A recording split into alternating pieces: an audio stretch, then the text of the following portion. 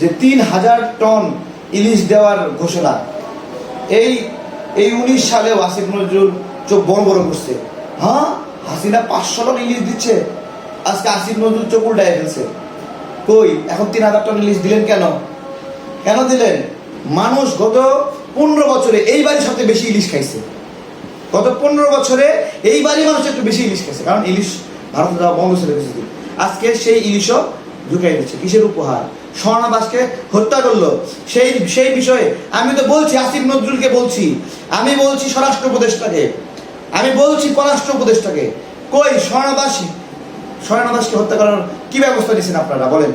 কেন আপনাদের উপদেষ্টারা বলছে যে ভাই ভারতের ঋণের প্রকল্প চলবে?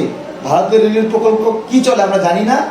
এই যে আখাউড়া স্থলপথ যে আপনার হলো যোগাযোগ ব্যবস্থা, সেখানে যতগুলো স্টাফ ছিল, কর্মী ছিল, লেবার ছিল, সবগুলো হাসিনা ইন্ডিয়া থেকে আনছিল, সবগুলো ইন্ডিয়া থেকে আইনা নিয়োগ দিছে এই প্রকল্প। তাহলে এই প্রকল্প আমরা এখানে চলতে দিব? ইন্ডিয়া আমাদের যে এখানে রেল রুট করছে, ইন্ডিয়ান প্রকল্প রেল রুট, এই রেল রুট যে করছে, এই রেল রুটের জিনিসপত্র ইন্ডিয়া থেকে আনা, লোকবল ইন্ডিয়া থেকে আনা, এবং গাড়ি চলবে কার? ইন্ডিয়া। এখন আমার প্রশ্ন হলো যে আপনি রাস্তা বানালেন ইন্ডিয়ার জন্য, ট্রানজিট দিবেন, এখন ওই রেলপথ আপনি বানালেন, ওই রেলপথ বাংলাদেশের যে অংশ দিয়ে গেল, ওই রেলপথ বানানোর পরে ওই রেলপথের ওই জায়গার মালিক, মানে ওই ভূমির মালিক বাংলাদেশ নাকি ইন্ডিয়া? তো নিতে পারবেন ওই জায়গা ফিরায়? হাসিনা বাংলাদেশকে এই পর্যায়ে ক্ষতির জায়গায় নিয়ে গেছে, কিন্তু এখন এই উপদেষ্টারাও বলতেছে এইসব প্রকল্প চলবে। আমি খুবই লজ্জা পাচ্ছি। 2 দিন আগে টাটা গ্রুপ তারা আমাদের মেট্রো রেলের বর্ধিত কাজ নিয়ে নিল। বাংলাদেশে ঠিকাদার নাই, প্রতিষ্ঠান নাই, ইন্ডিয়া কেন? এক্স্যাক্টলি ইন্ডিয়া কেন? হাসিনা দিচ্ছে বুঝলাম, এখন এই সরকার কেন দিচ্ছে? আমার প্রশ্ন করার অধিকার আছে, আমি প্রশ্ন করছি, জবাব দেন আপনারা।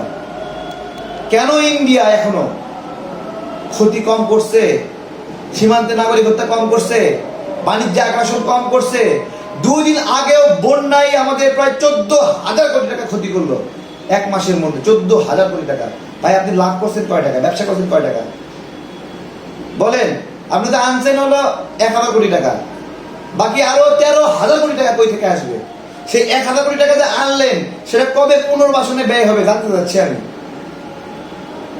এগুলো আমরা প্রতিদিন ক্লান্ত হয়ে যাচ্ছি প্রশ্ন করতে করতে। প্রশ্ন করলে সাইবার হ্যারাসমেন্টের শিকার হচ্ছি, আমাদের হ্যারাসমেন্ট করা হচ্ছে যে কেন প্রশ্ন করি। কোনো শক্তি চায় না শক্তিকে প্রশ্ন করা হোক। শক্তিশালী লোকেরা প্রশ্নের বাইরে থাকতে চায়, তারা ভাবে তাদেরকে কেউ প্রশ্ন না করুক, তারা বিব্রত হতে চায় না। কিন্তু যে কাজগুলো করে, এই কাজগুলো বিব্রতকর কিনা বলেন? বলেন।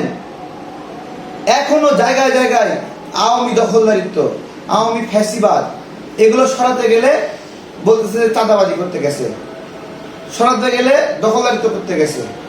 আমার প্রশ্ন, যে ইসলামী ব্যাংক আওয়ামী লীগ দখল করছে, সেই ইসলামী ব্যাংক যখন জামাত ইসলাম পুনর্দখল করলো, সেটা কি দখলদারি? বিএনপির যে সম্পদগুলো দখল করছে আওয়ামী লীগ, সেগুলো যদি তারা পুনর্দখল করে, এটা কি দখলদারিত্ব? মুহূর্তের মধ্যে চাঁদাবাজ বানায় দিচ্ছে বিএনপিকে। কত বড় সর্বনাশ করছে! হ্যাঁ, মানে তারা ব্রেনকে মাটি দিচ্ছে। আওয়ামী লীগের রেখে দেওয়া, হাসিনার রেখে দেওয়া